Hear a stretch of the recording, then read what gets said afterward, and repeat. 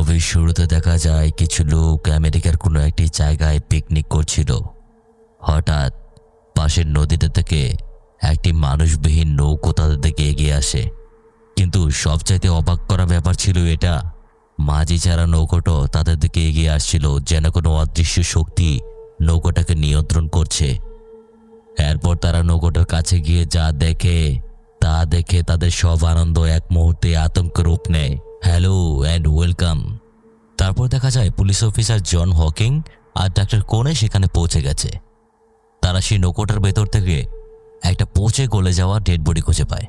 তারা সেটাকে পোস্টমর্টমের জন্য পাঠায়। কিন্তু অবাক ব্যাপার, লাশটার শরীরে একটি হাড়ও অবশিষ্ট নেই, যেন কেউ নিখুঁতভাবে হাড়গুলোকে আলাদা আলাদা করে রেখে দিয়েছে। কিন্তু এটা কি করে সম্ভব? লাশটির গায়ে একটি মৌমাছি পাওয়া গেছে।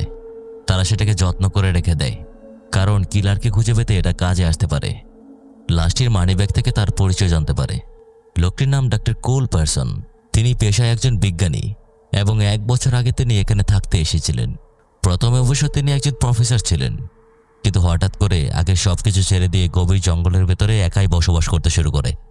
পুলিশ অফিসার ইনভেস্টিগেটের জন্য তার বাড়িতে গিয়ে পৌঁছায়। এরপর আমরা দেখতে পাই একজন মেঘ নামের মেয়েকে, যে কিনা হকিংয়ের গার্লফ্রেন্ড, সরি আগে ছিল, মানে এক্স গার্লফ্রেন্ড। সেই জঙ্গলের পাশেই থাকে এবং সেই বিজ্ঞানীর ব্যাপারে সে অনেক কিছুই জানে। সে নাকি তাকে একবার কিছু জিনিসপত্র এনে দিয়েছিল এবং সেই বিজ্ঞানী কোনো একটা গোপন বিষয়ে গবেষণা করছিলেন। ঠিক কী বিষয়ে সে গবেষণা করতেন তা তার অজানা। পুলিশ অফিসার হকিং এই কেসটার সমাধানের জন্য মেঘের সাহায্য চায়। মেঘও রাজি হয়ে যায়, এক্স বয়ফ্রেন্ড বলে কথা। পরের দিন পুলিশ অফিসার হকিং একটি বিষয় জানতে পারেন। সেই বিজ্ঞানীর একটা ছোট মেয়ে ছিল, যে প্রায় 1 বছর আগে নিখোঁজ হয়ে যায়, আর আজ পর্যন্ত সেই মেয়েটাকে কোথাও খুঁজে পাওয়া যায়নি।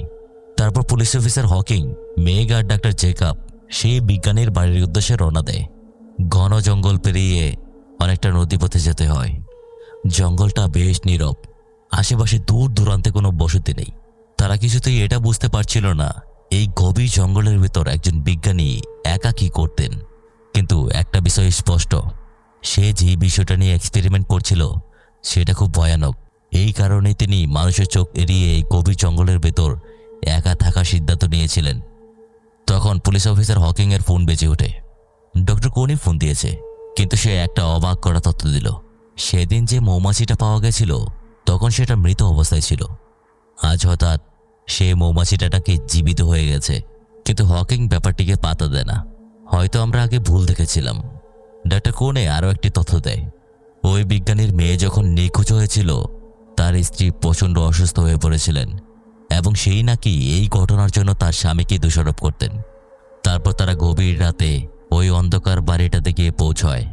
চারপাশটা কেমন শুনশান আর ভয়ানক। এই ঘন জঙ্গলের ভেতর একজন বিজ্ঞানী একা বসবাস করতেন। ভাবতেই তাদের শরীরে রক্ত যেন হিম হয়ে যাচ্ছিল। পুলিশ অফিসার হকিং কোনো রিস্ক নিতে চাইল না। সে তাদের দুজনকে বাহিরে রেখে সে নিজে আগে ভিতরে প্রবেশ করল। কিন্তু ভেতরে ঢুকতেই একটা অজানা ভয় তার শরীরে দোলা দিয়ে যায়। মনে হচ্ছে ঘরটার ভেতরে রহস্যময় কিছু রয়েছে। আর আশেপাশে ছড়িয়ে ছিটিয়ে থাকা জিনিসপত্রগুলোকে দেখে মনে হয় এখানে খুব ভয়ানক কিছুর এক্সপেরিমেন্ট করা হয়েছে। এবং সে সেখানে একটি ঘর আবিষ্কার করে। ঘরের দরজাটা বেশ জোরালোভাবে আটকানো রয়েছে। তারপর হকিং বাইরে গিয়ে সে তাদেরকে ঘরে নিয়ে আসে। আজকের রাতটা তারা এখানেই কাটাবে। কিন্তু বাড়িটা তাদের কাছে সুবিধার মনে হচ্ছে না। আশেপাশে কোনো বসতি নেই। বাড়িটাও কেমন অদ্ভুত এবং বাড়ির জিনিসপত্রগুলো কেমন অদ্ভুত আচরণ করছে বলে মনে হচ্ছে। তারপর তারা নিচে যাবার মতো একটি রাস্তা খুঁজে পায়। সেই রাস্তা ধরে তারা নিচে পৌঁছায়। তারা সেখানে একটি অদ্ভুত যন্ত্র খুঁজে পায়। সেটা দিয়ে ঠিক কী করা হতো তা বোঝা যাচ্ছে না, কিন্তু আন্দাজ করাই যায় এখানে খুব ভয়ঙ্কর কিছুর এক্সপেরিমেন্ট করা হয়েছে। পুলিশ অফিসার হকিং যেই রুমটাকে শক্ত করে আটকানো দেখেছিল তারা সবাই সেখানে প্রবেশ করে। আর তারা সেখানে গিয়ে যা দেখে তাদের চোখ যেন বড় বড় হয়ে যায়। দেয়ালে এসব কি ঝুলছে? দেয়ালের ওই ভয়ঙ্কর ছবিগুলো দেখে মনে হয় এখানে কালো জাদু হয়েছে। মনে হচ্ছে বিজ্ঞান আর কালো জাদু এই দুটোর সাহায্যে অশুভ কিছু করার চেষ্টা করেছেন বা করেও ফেলেছেন। কারণ এই বাড়িতে কারোর উপস্থিতি তারা খুব ভালোভাবেই টের পাচ্ছে। হকিং বাইরে চলে যায় এবং ডাক্তার কোনেকে কল দেয়। বাড়িটা তার কাছে অদ্ভুত লাগছিল এবং সে এই ব্যাপারে খোঁজ নিতে বলে এই বাড়িটা কে বানিয়েছিল। কিন্তু ছাদ থেকে নির্গত তড়িৎ চৌম্বকীয় তরঙ্গ ইলেকট্রোম্যাগনেটিক রেডিয়েশনের জন্য ফোনের সংযোগ বিচ্ছিন্ন হয়ে যায়। রাতের বেলা তিনজন আলাদা আলাদা ঘুমায়। ডাক্তার জেকবকে দেখা যায় সে কিছুটা অসুস্থ হয়ে পড়েছেন, আর অন্যদিকে দেখা যায় মেঘ হকিংয়ের রুমে এসে পড়েছে। তার বক্তব্য অনুযায়ী সে খুব ভয় পাচ্ছে এবং এই ভুতুরে বাড়িতে সে একা কোনোভাবেই ঘুমাতে পারবে না। তারপর এক্সের সাথে দেখা হবার পরে যা হওয়ার তাই হয়, মানে ওই আর কি, লজ্জায় বলতে পারছি না। অন্যদিকে জেকবের অবস্থা খুব খারাপ। সে হঠাৎ করেই ভয় পেতে শুরু করে, কারণ আশেপাশে কারোর উপস্থিতি আভাস পাওয়া যাচ্ছিল। ওদিকে মেঘ আর হকিং সময় মতো আসন্ন বিপদ বুঝতে পেরে কাজকর্ম ফেলে বেরিয়ে আসে। সামনে একজন মধ্যবয়সী মহিলা দাঁড়িয়ে আছেন, তাদের দিকে বন্দুক তাক করে। এনার নাম লিন্ডা এবং ইনিই হচ্ছেন বিজ্ঞানীর স্ত্রী। অনেকদিন যাবৎ স্বামীর কোনো খোঁজ করছেন। তার স্বামী যে মারা গেছে সেই সম্পর্কে সে নাকি কিছুই জানে না। তখন হকিং তাকে বোঝায়, দেখো আমরা পুলিশের লোক, তোমার স্বামী মারা গেছে, আমরা তার ডেড বডি খুঁজে পেয়েছি এবং ইনভেস্টিগেটের জন্য এখানে এসেছি আমরা। তারপর তারা ভেতরে যায় এবং ঘরের অদ্ভুত জিনিসগুলোকে দেখতে আরম্ভ করে। তখন হঠাৎ হকিংয়ের মনে পড়ে জেকবের কথা। তাকে অনেকক্ষণ ধরে দেখা যাচ্ছে না। তাকে খুঁজতে সে বাইরে যায়। সেখানে গিয়ে উপরে ঘরটার চিৎকার শুনতে পায়। তারা সবাই সেই ঘরটা থেকে পৌঁছয়। সেখানে গিয়ে দেখে বিজ্ঞানী সেই অদ্ভুত যন্ত্রটির ভেতরে জেকব আটকা পড়ে গেছে। সবার চেষ্টার ফলে সে উদ্ধার হয়। সে খুব ভয় পেয়ে আছে। হকিং তাকে জিজ্ঞেস করে, তোমার কি হয়েছে জেকব, আর তুমি এখানে কি করছো? তখন জেকব যা বলে তা শুনে তাদের মাথা ঘুরে যায়। সে বলে, আমি এখানে আসিনি, আমাকে ডেকে নিয়ে আসা হয়েছে। ওই মেশিনটাকে যে দেখছো, ওই মেশিনটা আমাকে নাম ধরে ডেকে নিয়ে এসেছে। তারপর দেখা যায় তারা লিন্ডাকে নিয়ে সেই গোপন রুমটাতে যায়। হকিংস লিন্ডার কাছে জানতে চায়, আচ্ছা তোমার স্বামী কি ব্ল্যাক ম্যাজিকের সাথে জড়িত ছিল? লিন্ডা বেশ অবাক হয় এবং সে বলে, আমার স্বামীকে আমি চিনি, সে এসব করবে তো দূরের কথা, এসব বিশ্বাসও করতো না। পুলিশ অফিসার একটি ল্যাপটপ খুঁজে পেয়েছে।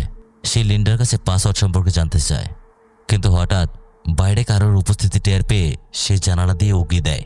আর বাইরে যা দেখে তা দেখে যেন তাদের বিশ্বাস হতে চাইছিল না। এক মুহূর্তের জন্য সবকিছু যেন থমকে যায়। এসব কি দেখছে তারা?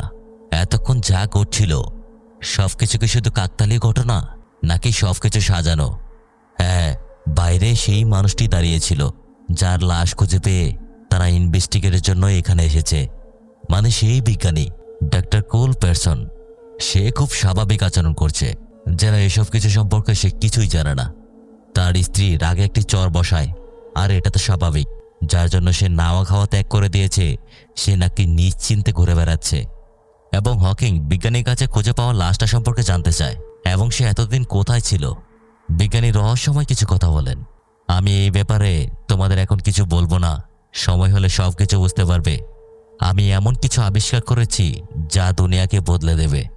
ওদিকে ডাক্তার কোনে বারবার তাদের সাথে যোগাযোগ করার চেষ্টা করছে। গতকালকে তো একটা মৌমাছি জীবিত হয়েছিল, কিন্তু আজ যা হয়েছে তা তো আর চোখের ভ্রম নয়, একটি জায়গায় দুটো মৌমাছি। ওদিকে দেখা যায় জেকব কেমন যেন হয়ে যাচ্ছে। সে এমন এমন আচরণ করছিল যেন তাকে দেখে মনে হয় তার ভেতরে সে নয়, অন্য কেউ বসবাস করছে। তার অবস্থা সময়ের সাথে সাথে প্রচণ্ড খারাপ হতে থাকলো। হকিং বেশ চিন্তিত হয়ে এখান থেকে ফিরে যাওয়ার সিদ্ধান্ত নিলেন, কারণ জেকবকে বাঁচাতে হলে এখান থেকে বের হতে হবে। কিন্তু বাইরে গিয়ে দেখে যেই নৌকাটা করে তারা এখানে এসেছিল নৌকাটাকে খুঁজে পাওয়া যাচ্ছে না। আর তখন দেখা যায় সেই বিজ্ঞানীর আসল চেহারা। সে রহস্যময় ভঙ্গিতে বলে, আমার কাছ থেকে আজ অব্দি কেউ বেঁচে ফিরতে পারেনি এবং তোমরাও পারবে না। হকিং ভাবে তার হয়তো মাথাটা খারাপ হয়ে গেছে এবং তাকে সেখানে বেঁধে রেখে পালিয়ে যায়। তারা এখান থেকে বেরোনোর অন্য রাস্তা খুঁজতে থাকে। আর তখন তারা দুজন আরেকটি বাড়িতে গিয়ে পৌঁছয়। সেই বাড়ির ভিতরে প্রবেশ করতেই একটা পচা গন্ধ গা শিউরে ওঠে। সেখানে পড়ে আছে অসংখ্য পচে গলে যাওয়া লাশ। তখন তাদের আর বুঝতে বাকি রইল না বিজ্ঞানী আসলে কি নিয়ে গবেষণা করতেন, এবং তারা এটাও বুঝতে পারেন এই জঙ্গল থেকে তাদের বের হওয়াটা এত সহজ কাজ না। তারা যদি বের হলেও হতে পারবে, কিন্তু জেকবকে তারা বাঁচাতে পারবে না। জেকবও নিশ্চয়ই ওই বিজ্ঞানীর ভয়ঙ্কর গবেষণার শিকার হবে। তারা সেখান থেকে না পালিয়ে তারা আবার বিজ্ঞানীর বাড়ির দিকে রওনা দেয়।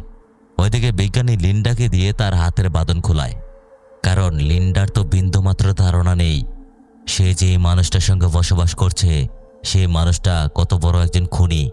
লিন্ডা কৌতূহলবশত সেই কম্পিউটারটার সামনে গিয়ে বসে, পাসওয়ার্ডের জায়গায় তার নাম বসায় এবং কাজেও লাগে। সে বুঝতে পারে তার স্বামী তাকে কতটা ভালোবাসে, কিন্তু কম্পিউটারের ভেতরে সে যা দেখে তা দেখে তার ভালোবাসা যেন আতঙ্কের রূপ নেয়। সে দেখতে পায় তার স্বামী অনেক মানুষের উপর এক্সপেরিমেন্ট চালিয়েছিল এবং যাদের উপর সেই মেশিনটা দিয়ে এক্সপেরিমেন্ট চালানো হয় তারা আধা মানুষ আধা জন্তু হয়ে যায়। মেশিনটা দিয়ে যাদের উপর এক্সপেরিমেন্ট চালানো হতো তারা সবাই মারা তো যেত, কিন্তু সেই মেশিনটা তাদের একটি ডুপ্লিকেট বানিয়ে দিত। হ্যাঁ, তাদের আত্মাকে আরেকটি হুবহু তাদের মতো দেখতে বডিতে ঢুকিয়ে দিত। এবং বিজ্ঞানী এটাও বিশ্বাস করতেন মেশিন থেকে যে মানুষগুলো বের হয় তারা আর কখনো মারা যাবে না, মানে তারা সবাই অমর। মুভির শুরুতে যে দেখা গিয়েছিল বিজ্ঞানীর লাশ খুঁজে পাওয়া গেছে সেটা আসল বিজ্ঞানী ছিল, এবং আমরা এখানে যাকে দেখতে পাচ্ছি সে হচ্ছে ডুপ্লিকেট। মেশিন থেকে বেরিয়েছে, আধা মানুষ আধা জন্তু, এবং সেই বিজ্ঞানী নিজের মেয়ের উপরও এই এক্সপেরিমেন্ট চালিয়েছিল। লিন্ডা বুঝতে পারে আসলে তার স্বামী তার মেয়েকে হত্যা করেছে। পরের দৃশ্যে দেখা যায় পুলিশ অফিসার হকিং আর মেঘ সেখানে পৌঁছে গেছে এবং মেঘকে বাইরে রেখে হকিং ভেতরে প্রবেশ করে। ভেতরে ঢুকতেই হঠাৎ জেকাবের শরীর থেকে একটি অদ্ভুত প্রাণী বেরিয়ে আসে। হকিংয়ের ওপর সেই প্রাণীটা সজোরে চাপিয়ে পড়ে। ভাগ্যিস সময় মতো সেখানে মেঘ চলে আসে এবং সে আধা জন্তুটিকে গুলি করে হত্যা করে।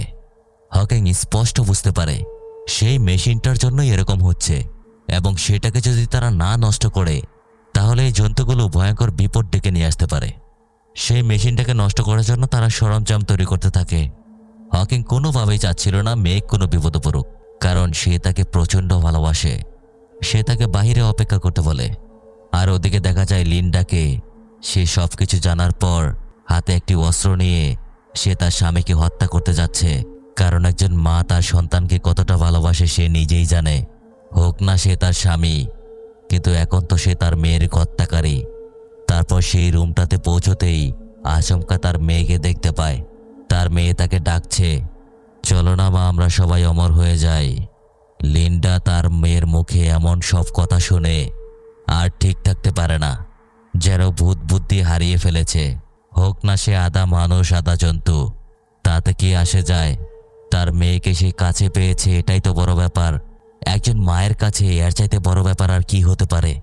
ওদিকে মেঘ বাহিরে গিয়েও শান্তিতে নেই। ওই পাশের বাড়িটাতে যতগুলো লাশ ছিল সবগুলো জীবিত হয়ে তার উপর আক্রমণ করতে আসছিল, এবং সে সাধ্যমতো চেষ্টা করছিল সবাইকে মেরে ফেলার। ওদিকে উপরের ঘরে তখন বিজ্ঞানী আর হকিংসের মধ্যে হাতাহাতি শুরু হয়ে গেছে।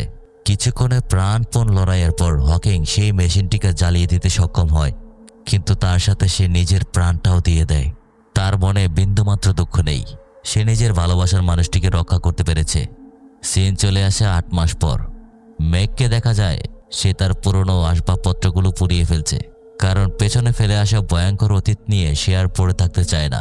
আর এখানেই মুভিটি শেষ হয়ে যায়। মুভিটিকে যদি ভালো লাগে থাকে অন্তত একটি লাইক করে দিবেন। দেখা হচ্ছে নতুন কোনো এপিসোডে।